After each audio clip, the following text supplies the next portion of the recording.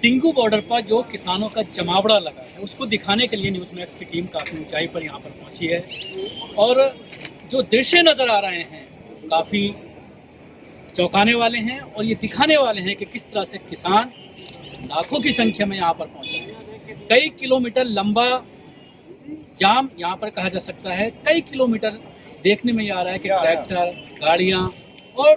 Tent का एक पूरी तरह से एक छोटा सा, जिस तरह से अक्सर पहले बचपनों में आपने देखा होगा कि बड़े बड़े जो मेला लगा करते थे, तो उस तरह का माहौल यहाँ पर नजर आ रहा है और हजारों की संख्या में किसान पहुंचे हुए हैं, हजारों की संख्या में ट्रैक्टर यहाँ पर पहुंचे हुए हैं और सारा अपना सामान साथ लेकर के आए हैं। और जिस तरह से किसान भाई बार बार ये कह रहे हैं कि हम महीनों का राशन पानी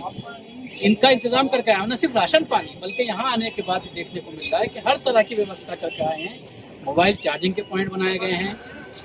कपड़े धोने के लिए बाकायदा वॉशिंग मशीन्स लाई गई हैं और सोलर सिस्टम लगाए गए हैं ताकि वॉशिंग मशीन के लिए इलेक्ट्रिसिटी की सप्लाई हो सके। आप देख सकते हैं कि पूरा जो रोड है कई किलोमीटर का, हमने कोशिश की आखिर तक जाने की लेकिन नहीं जा पाए। ऐसा लगता था कि अब थोड़ी दूर बाद जाकर ख़त्म हो जाएगा, लेकिन कोई इसकी इख्तिताम है ही नहीं, कहीं जाकर के ख़त्म नहीं हो रहा, लंबा चला जा रहा है। कई किलोमीटर का ये पूरा जो रोड है, जो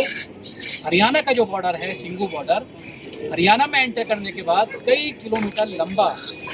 हम खुद तकरीबन 3-4 किलोमीटर चलने के बाद इस वक्त यहाँ पर पहुँचे हैं। लेकिन उसके बाद भी आप देख सकते हैं कि आगे बिल्कुल इस तरह का नज़ारा आ रहा है जिस तरह का नज़ारा हमने पीछे छोड़ा है, जिससे अंदाज़ा लगाया जा सकता है कि किसान इस बिल को लेकर पूरी तरह से इकट्ठा हो गया है और उसने ये इरादा कर लिया है कि जब तक मोदी सरकार इस बिल के जो 3 पॉइंट हैं जिनको लेकर बार बार किसान आपत्ति जता रहे हैं, उसको जब तक वापस नहीं लिया जाता किसान पीछे हटने वाला नहीं है। और शायद यही वजह है कि इस तरह की भीड़ देख करके, किसानों का जज्बा देख करके और जिस तरह से शांतिपूर्ण तरीके से ये पूरा प्रोटेस्ट चल रहा है, जिसको बदनाम करने की कोशिश मीडिया के जरिए जरूर की गई, लेकिन जिस तरह से शांतिपूर्ण तरीके से अपना विरोध दर्ज कराने की कोशिश कर रहे हैं किसान, उससे मोदी सरकार कहीं न कहीं बैकफुट पर जरूर नजर आ रही है। लेकिन देखने वाली बात ये होगी कि कई राउंड की वार्ता चलने के बाद, कई राउंड की बात होने के बाद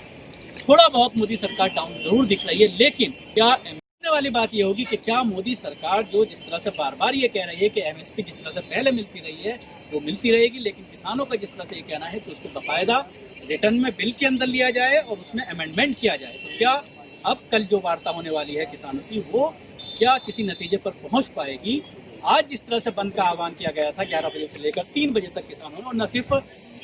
सिंगू बॉर्डर बल्कि देश के मुख्तलिफ इलाकों में, मुख्तलिफ राज्यों में ये देखने में आया कि बंद काफ़ी प्रभावित रहा और बंद पूरी तरह से कामयाब रहा। सुबह से ही लोगों ने अपने घरों से निकलना अवॉइड किया। दिल्ली की अगर हम बात करते हैं, दिल्ली में